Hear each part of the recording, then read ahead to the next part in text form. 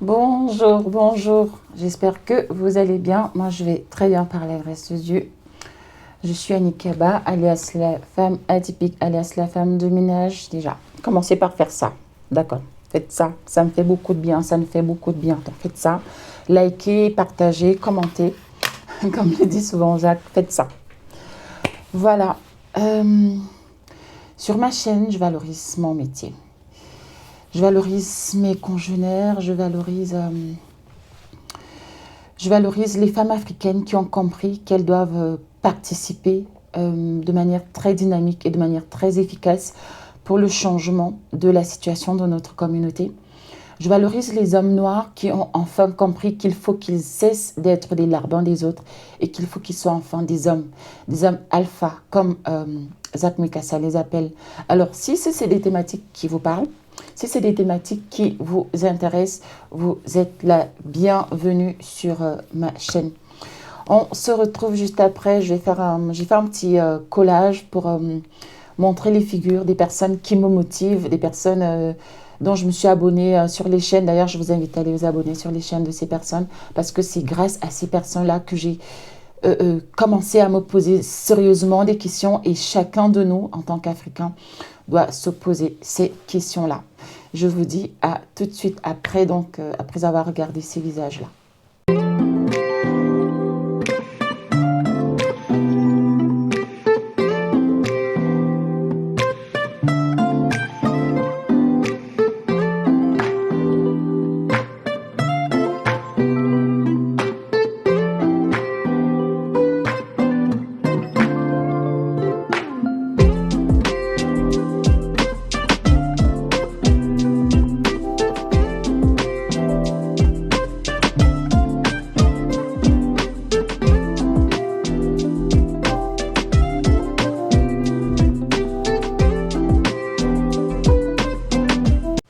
Voilà, on se retrouve.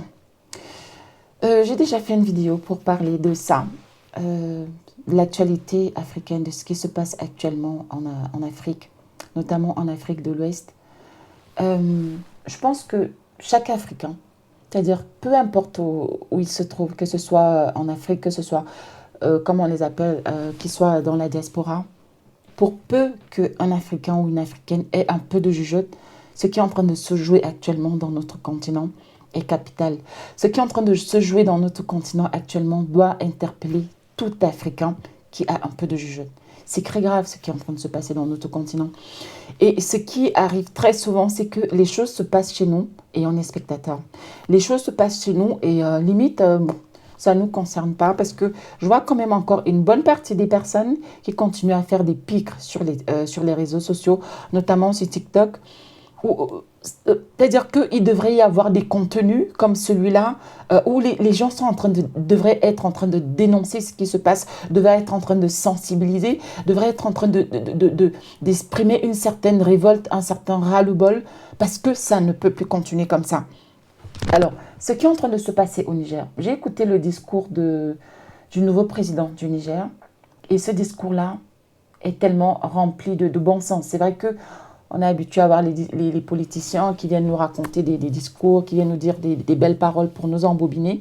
Mais en tout cas, ces discours-là méritent d'être analysés. Et moi, je l'ai analysé et j'ai compris que il est venu répondre aux cris, ou alors ils sont venus répondre aux cris de la population.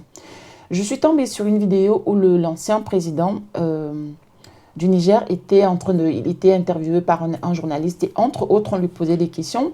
Et il a dit que, on lui a demandé que comment ça se fait que malgré toutes les initiatives qu'on prend au Niger pour essayer de résoudre le problème de la pauvreté, comment ça se fait que jusque-là, qu'il soit toujours parmi les pays les plus pauvres au monde.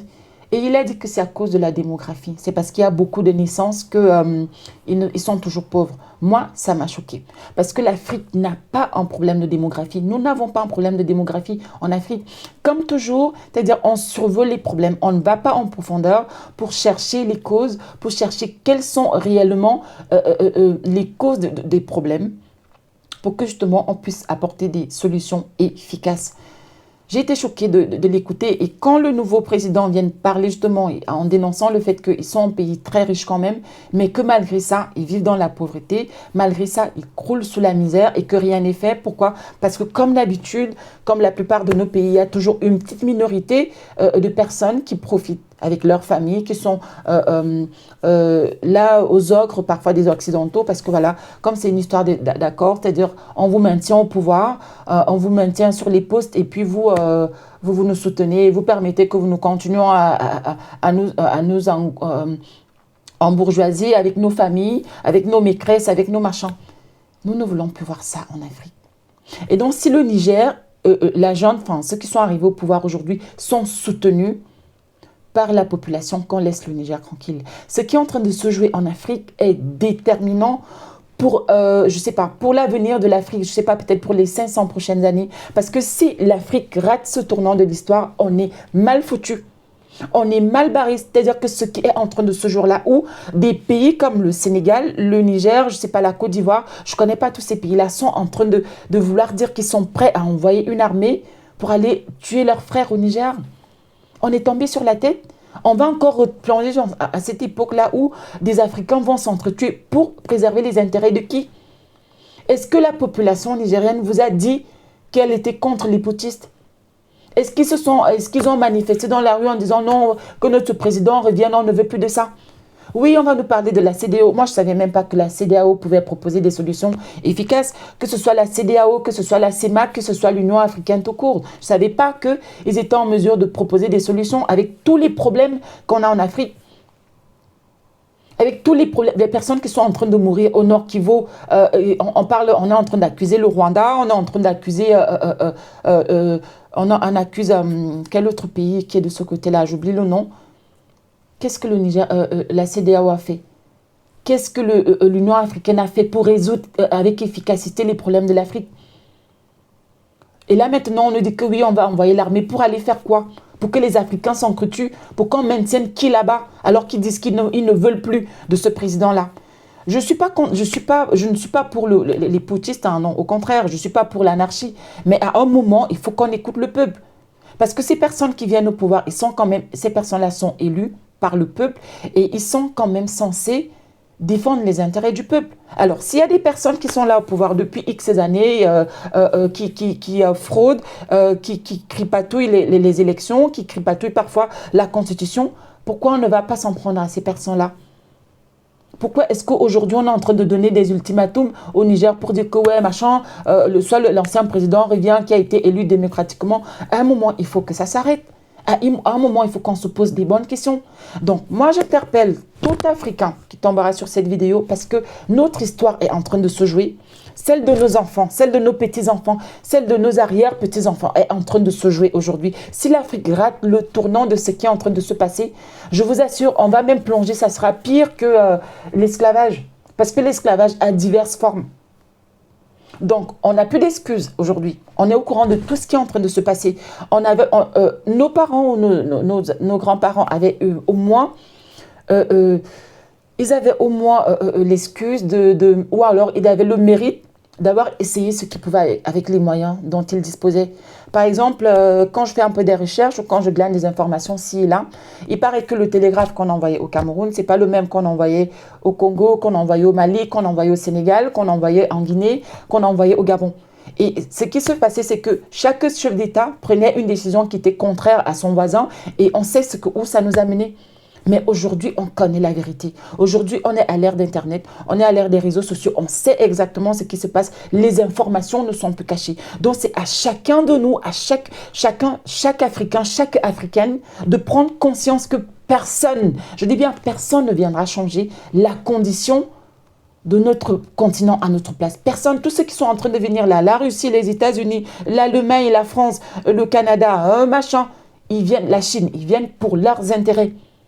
Il faut que nous puissions parler, que nous apprenions à parler d'une seule voix et que nous défendions les intérêts de notre continent. Personne ne viendra le faire à notre place et il faut que nous apprenions à être solidaires. Il faut que nous apprenions à régler nos problèmes entre nous sans effusion de sang. Surtout, j'insiste là-dessus parce que l'Afrique a déjà assez saigné comme ça. On peut tout à fait prendre conscience, on peut s'asseoir et régler les problèmes sans qu'il y ait effusion de sang.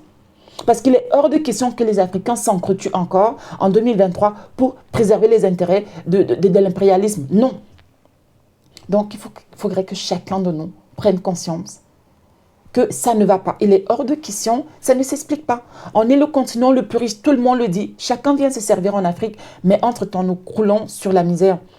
Vous savez, je vais chuter par là.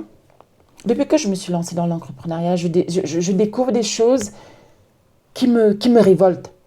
Je découvre des choses, vous savez, les personnes qui proposent des contenus, qui proposent des vidéos parfois, il y a peut-être eu, je ne sais pas, soit ils ont vécu une situation qui les a poussés à prendre conscience, soit ils ont vécu une situation qui les a traumatisés, qui les a tellement offusqués.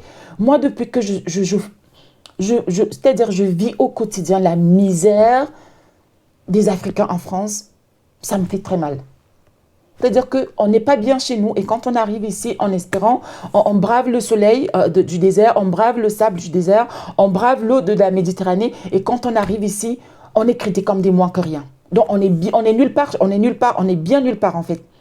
La semaine dernière, j'ai reçu une dame qui voulait travailler avec moi, enfin qui voulait que je l'embauche et quand cette dame m'a raconté son parcours, elle est passée par le désert et par la Méditerranée et pour qu'elle puisse arriver ici, il y a une personne ici, parce que vous savez, il y a des réseaux, et ces réseaux-là, c'est toujours entre nous. Et donc, la personne a financé le passage, je pense, je ne sais pas où elle est arrivée, si c'est en Grèce ou en Espagne, je ne sais pas où elle est arrivée en tout cas. La personne a financé pour qu'elle puisse entrer en France, et en échange, la personne lui a dit qu'elle allait travailler pour rembourser cela. Et cette femme m'a parlé de ses problèmes, cette femme ne sait pas lire, elle ne sait pas écrire. Je n'avais rien sur moi parce qu'elle m'a dit que le mois dernier, elle a commencé à travailler dans une boîte en milieu d'année. Ça fait 3 mois qu'elle est en France et on lui a versé un salaire de 550 euros. Elle me dit qu'elle a pris 50 euros. La personne qui a payé pour qu'elle puisse arriver a pris 400, excusez-moi pour les calculs, 460 euros. Et elle me dit que, je ne sais pas, soit c'est la personne qui l'héberge, je ne sais pas trop, a pris... non, ce n'est pas la personne qui l'héberge, la personne, le propriétaire de ses papiers, parce que voilà, vous en doutez qu'elle est sans papier. Donc, le propriétaire de ses papiers a pris 40 euros. Et elle me dit, je n'ai pris que 50 euros. J'ai regardé cette femme, je lui ai demandé, est-ce que vous avez des enfants? Elle m'a dit oui. Je ne vais pas donner sa nationalité. Elle m'a dit qu'elle a des enfants, elle a laissé ses enfants au pays. Elle m'a dit qu'elle a fait, pour qu'elle puisse arriver en France, il lui a fallu 4 ans. Et j'ai regardé cette femme. Comme je vous ai dit, elle ne sait pas lire, elle ne sait pas écrire. Pour pouvoir trouver l'adresse du bureau pour qu'elle vienne me rencontrer et me parler de ses problèmes. C'est vraiment près de la gare, mais il lui a fallu plus de 30 minutes parce qu'elle attendait qu'une personne vienne lire l'adresse et l'aide sur Maps, puisse entrer l'adresse sur Maps pour elle trouve l'adresse. Ça m'a fait mal. Et ça, je vous assure, ce n'est pas un cas isolé. Et quand je vois ça, ça ne peut que me révolter. Ça ne peut que me... C'est-à-dire, ça me fait tellement mal quand je vois mes frères et mes sœurs vivre ça. Il faut que chaque Africain comprenne que il faut que les choses changent. Il faut absolument que les choses changent. Parce que je vous dis, quand je faisais mes boulot dodo, j'étais salariée, voilà, j'allais travailler le matin. Je n'étais pas au courant de certaines choses. Il faut que nous prenions conscience qu'il y a des choses qui se passent et il faut que ça change. Ça ne peut plus continuer comme ça.